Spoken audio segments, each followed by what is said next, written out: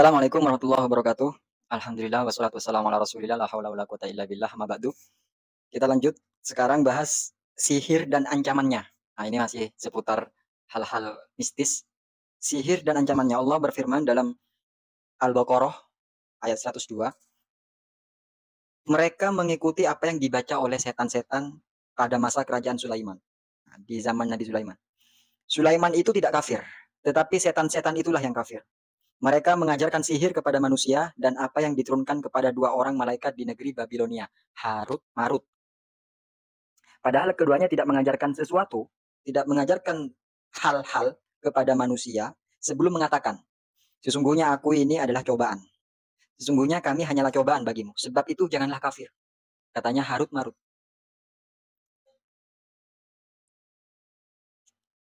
Janganlah kafir.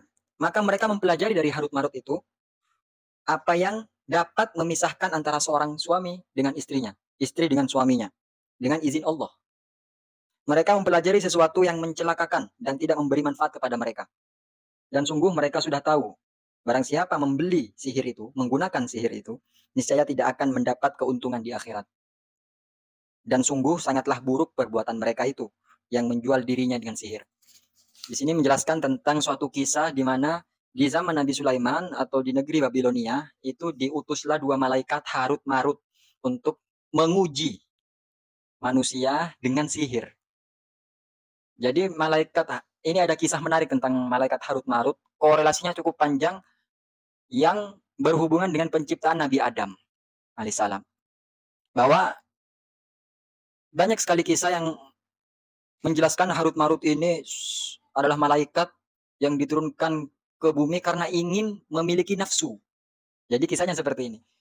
Waktu penciptaan Nabi Adam, para malaikat ini kepikiran, loh, ya Allah, kenapa engkau menciptakan makhluk yang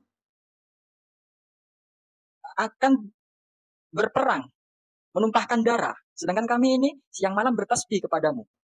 Wa nahnu nuqaddisulak. Jadi kami ini bertasbih kepadamu siang malam. Tapi kenapa engkau masih menciptakan makhluk yang kemungkinan besar yang sudah-sudah itu pertikaian, pertumpahan darah. Nah ini, kenapa malaikat mengatakan seperti ini? Padahal manusia belum ada sebelumnya, tapi malaikat kok mengatakan seperti ini? Versinya adalah sebab di sebelum Nabi Adam diciptakan, bumi ini dihuni oleh para jin. Dan jin ini melakukan kerusakan di bumi ini. Sehingga malaikat diutus untuk membinasakan para jin itu. Akhirnya jin-jin itu lari tunggang langgang, kabur. Ada penyerangan. Sebagian lari ke pulau-pulau terpencil. Hingga sekarang jin itu larinya di pulau-pulau terpencil, di laut-lautan. Seperti itu. Setelah memberantas para jin, malaikat yang diutus itu, suatu riwayat menyatakan itu adalah Ifrit. Di mana Ifrit ini sebelum menjadi iblis adalah malaikat yang tugasnya luar biasa, golongan malaikat, namun diciptakan dari api, cuman ada di barisan malaikat. Ketika sudah bisa menuntaskan para jin di bumi itu, bangga Ifrit ini, bangga merasa dirinya sudah yang terbaik di antara para barisan malaikat. Ifrit ini luar biasa, alim, panglimanya para malaikat, pintar, ahli ibadah, ahli ilmu. Lalu Allah ingin menciptakan Nabi Adam. Apa sebab? Karena Allah Maha mengetahui. Setelah terjadinya penumpahan para jin di bumi itu, Ifrit ini membangga-banggakan di para kalangan malaikat bahwa tidak ada yang lebih mulia dari aku dan segala macamnya. Sehingga Allah menciptakan Nabi Adam untuk menjadi khalifah di bumi. Nah, Ifrit loh, ngapain nyiptakan ini? Diganggulah Adam itu, diganggu. Sehingga suatu riwayat ketika Adam masih berupa jasad, berupa tanah liat, prosesnya penciptaan Nabi Adam itu berupa tanah liat, iblis ini keluar masuk di rongga-rongga tanah liatnya Nabi Adam itu. Jadi iblis itu sudah menguasai seluk-beluk organ tubuh manusia ini. Karena ketika proses penciptaan Nabi Adam, iblis ini sudah mempelajari ini tubuh apa? Ini makhluk apa?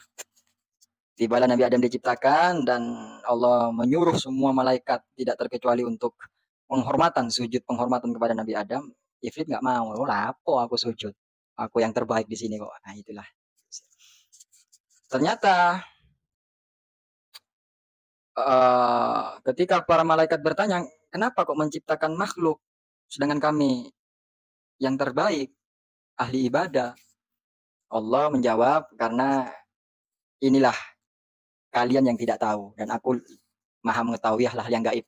Di antara kalian ini ada yang merasa so oke. Akhirnya ketahuanlah si Ifrit itu, iblis. Ketika manusia sudah banyak hidup di bumi dan terjadilah pertikaian-pertikaian, maka para malaikat juga menyimpulkan manusia ini memang penuh dengan pertempuran. Kok diciptakan untuk menyembah Allah malah membuat kerusakan. Tirulah kami ini malaikat yang tidak pernah bermaksiat. Akhirnya dapat disimpulkan loh, malaikat ini nggak bermaksiat karena memang nggak punya nafsu. Seandainya kamu diberi nafsu, kamu lebih bejat daripada manusia. Jangan salah, manusia itu mulia. Manusia itu lebih mulia daripada malaikat. Namun manusia karena diberi nafsu, jadilah seperti itu. Seandainya para malaikat diberi nafsu, kamu akan lebih buruk daripada manusia. Akhirnya Harut Marut ini minta ingin dikasih nafsu. Dikasih nafsu, turun ke bumi. Karena dikasih nafsu, tergiur oleh duniawi. Awalnya harta, lalu ada perempuan cantik, dan segala macamnya. Harut Marut tergiur dengan kecantikan manusia, lalu bermaksiatlah Harut Marut ini dan dihukum oleh Allah. Dicabut dari barisan malaikat. Itu kisahnya. Namun ternyata yang benar tentang kisah Harut Marut ini, tidak ada malaikat satupun yang bermaksiat kepada Allah. Tidak ada malaikat yang membangkang, tidak makan, tidak minum, tidak tidur, tidak punya hasrat duniawi. Semuanya bertasbih kepada Allah, taat kepada Allah. Termasuk Harut Marut ini. Harut Marut diutus ke bumi bukan karena nafsu, bukan karena apa, dan tidak tergoda oleh duniawi. Harut Marut memang diutus untuk menjadi peringatan saja.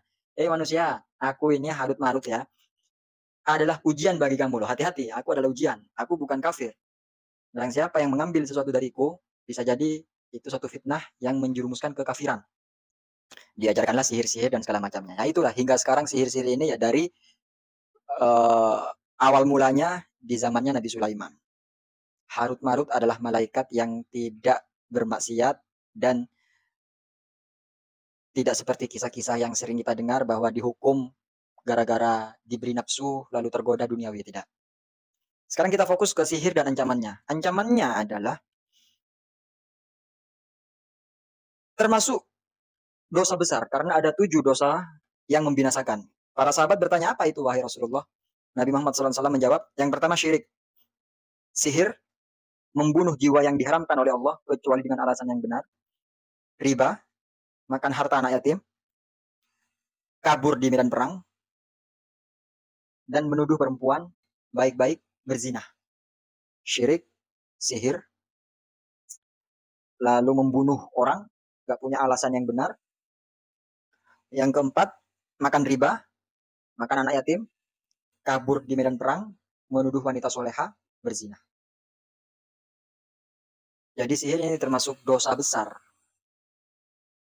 Sihir sejajar dengan syirik. Karena ketika sihir, kita sudah meyakini ada kemampuan selain Allah. Dan orang yang mendatangi dukun minta sihir, minta pelet, yaitu juga sama-sama syirik. Wallahu a'lam bishawab.